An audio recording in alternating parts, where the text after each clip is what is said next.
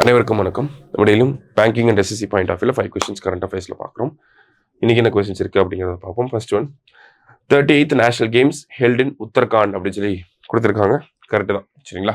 உத்தரகாண்டில் தான் 38th games அப்படிங்கிறது நடந்துச்சு. 39th நேஷனல் கேம்ஸ் எப்படி ஹெல்ட் இன் 2027 இன் மேகாலயா. அடுத்த கேம்ஸ் வந்து மேகாலயாவில் 2027 நடக்க போகுது. அதுவும் கரெக்டு தான். அடுத்து, services team secured first place and Tamil Nadu finished 6th அப்படின்னு சொல்லி கொடுத்துருக்காங்க. ஸோ மூணுமே கரெக்டான ஸ்டேட்மெண்ட் தான். ஆல் ஆர் கரெக்ட் அப்படிங்கிறது தான் கரெக்ட் ஆன்சர், சரிங்களா? அடுத்தது,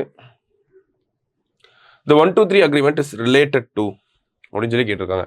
ஸோ 123 agreement அப்படின்னா என்னன்னா, இந்தியாவுக்கும் யூஎஸ்க்கும் இருக்கக்கூடிய நியூக்ளியர் எனர்ஜி டீல், சரிங்களா? அதை தான் நம்ம 123 agreement அப்படின்னு சொல்கிறோம்.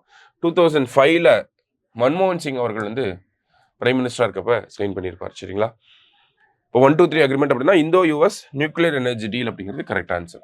அடுத்தது, Chernobyl nuclear plant is located in which country அப்படின்னு சொல்லி கேட்டிருக்காங்க. செர்னோபில் எங்கே இருக்குது அப்படின்னு பார்த்தோம்னா, ஓகே, யுக்ரைனில் இருக்குது, ஓகேங்களா? ரஷ்யா ரீசெண்டாக செர்னோபில் நியூக்ளியர் பிளான்ட்டில் ட்ரோன் அட்டாக் பண்ணியிருக்காங்க அப்படின்னு சொல்லி யுக்ரைன் வந்து ஒரு அலிகேஷன் வச்சுருக்காங்க, சரியா? அந்த பேக்ரவுண்டில் தான் நம்ம பார்க்குறோம். ஸோ ஜஸ்ட் செர்னோபில் அப்படின்னா நமக்கு யுக்ரைனில் இருக்குன்றதை தெரிஞ்சுப்போம். அடுத்து, இந்தியாஸ் ரேங்க் இன் climate risk index, German watch அப்படிங்கிற இவங்க தான் இந்த ரிப்போர்ட்டை வெளியிடுறாங்க, சரியா? ஜெர்மன் வாட்ச் அப்படிங்கிற இவங்க இந்த ரிப்போர்ட்டில் இந்தியாவோட ரேங்க் என்ன அப்படின்னா 6th ரேங்க்ல இந்தியா இருக்கு, சரியா? லாஸ்டா, who among the following is not a member of Chief Election Commissioner Selection Committee?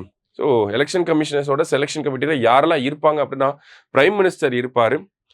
அடுத்ததாக பார்த்தீங்க அப்படின்னா, ஒரு cabinet minister nominated by prime minister, அதாவது ஒரு கேபினட் மினிஸ்டர் மத்திய அமைச்சர் வந்து இருப்பார். அடுத்ததாக பார்த்தீங்கன்னா, leader of opposition in Lok Sabha.